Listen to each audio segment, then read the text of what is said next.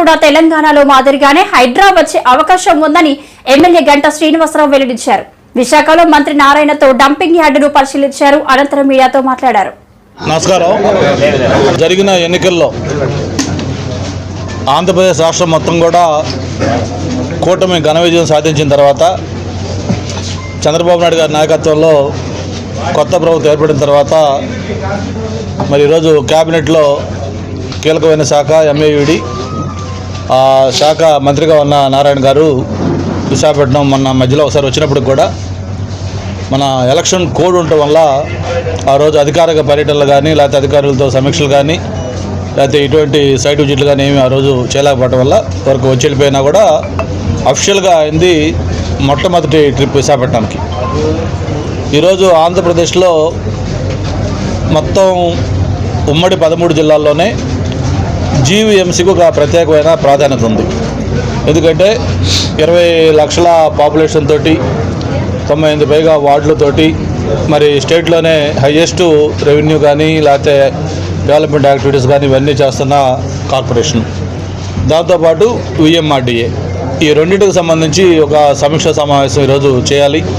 అలాగే అధికారులతో కూడా అందరితో కొత్త వాళ్ళు గవర్నమెంట్ మారేదతో వచ్చారు కాబట్టి కమిషనర్ కానీ విఎంఐడిఏ కానీ వీళ్ళందరూ అధికారులు వాళ్ళందరితో కూడా మాట్లాడాలనే ఉద్దేశంతో ఆయన షెడ్యూల్ పెట్టుకుని రావటం.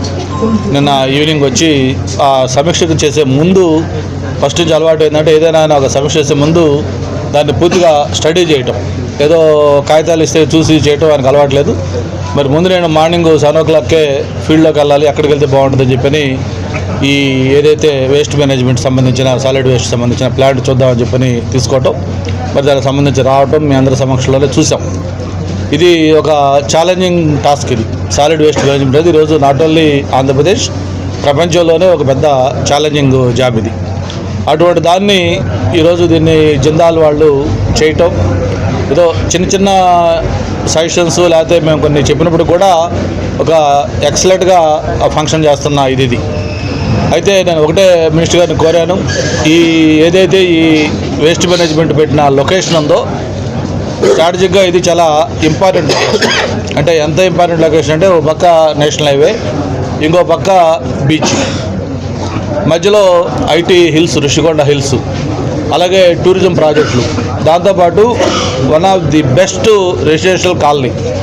అటువంటి లొకేషన్లో ఆ రోజు ఎప్పుడో అంటే అప్పటికి ఇది ఇంకా అంత డెవలప్ కానీ ఏరియాలో దీన్ని డంప్ యార్డ్ కింద పెట్టుకోవటం.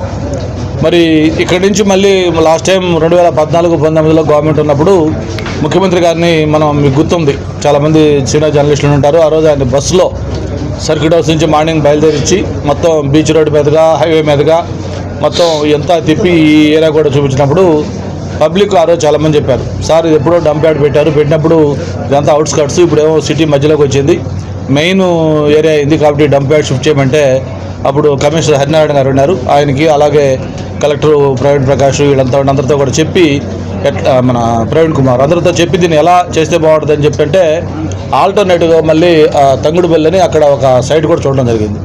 ఆ సైట్ కూడా దానికి డంప్ యార్డ్ కోసం ఫైనలైజ్ చేశాం. ఒక 2-3 టిప్పర్ల ముందు ట్రయల్ తీసుకెళ్తే అక్కడ విలేజ్ల నుంచి పెద్ద రియాక్షన్ వచ్చింది, అప్రోర్ వచ్చింది. ఇదేంటి సార్ ఎక్కడో సిటీలో డంప్ తెచ్చి మా వాళ్ళ మీద చేస్తారా, మేము ఒప్పుకొని చెప్పిన గొడవలు చేస్తామంటే సరే అప్పుడు దాన్ని ఇంకా వద్దు, మళ్ళీ కొత్తగా షిఫ్ట్ చేయడం ఏమీ కాదు, ఇక్కడే దీన్ని ఏ విధంగా బెటర్గా చేయొచ్చు చూడండి అని చెప్పని ఆ రోజు ఆలోచించడమే దీనికి ఈ రిజల్ట్ ఇది.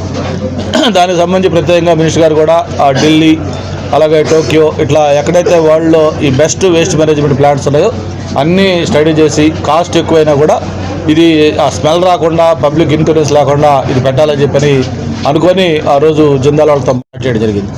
అయితే మధ్యలో నేను వచ్చినప్పుడు అడిగాను, గత 5 ఏళ్లలో ఎక్కడ కూడా దీన్ని మళ్ళీ సమీక్షించడం కానీ ఏమవుతుందని పట్టించుకున్న పాపన బాల, మరి కొత్తగా ప్రభుత్వం ఏర్పడి 2.5 months కూడా కాల అయిపోయిన వెంటనే దీన్ని ఇంపార్టెన్స్ గుర్తుపెట్టుకొని ఆ రోజు వచ్చి మళ్ళీ వెంటనే ఈరోజు ఆయన దీన్ని చూడటం కూడా జరిగింది. ఆయన ఒకటే మేము రిక్వెస్ట్ చేస్తూ ఉన్నాం, డెఫినెట్గా చాలా బాగా ఫంక్షన్ చేస్తూ ఉంది. అయినప్పుడు కూడా మనం అక్కడికి వెళ్ళినప్పుడు మాస్కులు పెట్టుకొని ఇది చేసుకున్నప్పుడు కూడా కొంత స్మెల్ అనేది ఇంకా వస్తూ ఉంది.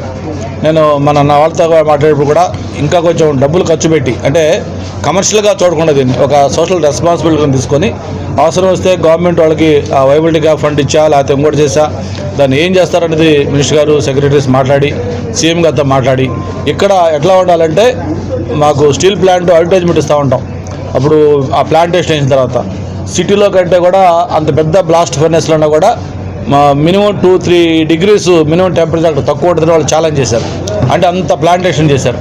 అలాగే మీరు ఇక్కడ ఏదైతే సాలిడ్ వేస్ట్ మేనేజ్మెంట్ ఉంటుందో చారి గారికి కూడా ఒకటి చెప్తా ఉన్నాం, మీకు ఏదైనా రిక్వైర్మెంట్, మీకు ఏదైనా గవర్నమెంట్ సపోర్ట్ కావాలంటే మినిస్టర్ గారికి చెప్పండి, మీరు దాన్ని అడగండి, ఆ గవర్నమెంట్ సపోర్ట్ తీసుకోండి. బట్ స్టేట్ ఆఫ్ ఆర్ట్ ఇక్కడ వరల్డ్లో టోకియోనో లేకపోతే ఎలా చెప్తా ఉన్నాం వాటిని కంప్లీట్ చేసే విధంగా ఆ టెక్నాలజీ ఇంప్రూవ్ చేస్తారా, లేకపోతే మిగతా ఇప్పుడు చెప్పారు ఆ పిట్ ఉంది దానికి ఏదో చుట్టూ గ్లాస్ పెట్టి క్లోజ్ చేయొచ్చని కొన్ని ప్రాక్టికల్ ఆపరేషన్ ఇబ్బందులు ఉన్నాయి. బట్ అవన్నీ మీరు ఎలా చేయాలో ఆఫీసర్స్ తీసుకోండి.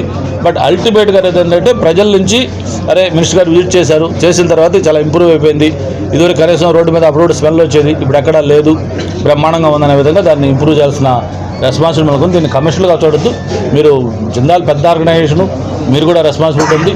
అట్లాగే మీకు ఏదైనా మీకు బియాండ్ కెపాసిటీ అవుతుంది అనుకుంటే గవర్నమెంట్ సపోర్ట్ అయితే చేయండి అని చెప్పని రిక్వెస్ట్ చేస్తూ మినిస్టర్ గారికి, కమిషనర్ గారికి అందరూ కూడా మనస్ఫూర్తిగా ధన్యవాదాలు చెప్తున్నాను. ఈ ప్లాంట్ విజిట్ చేసి దీన్ని చేసినందుకు థ్యాంక్ యూ.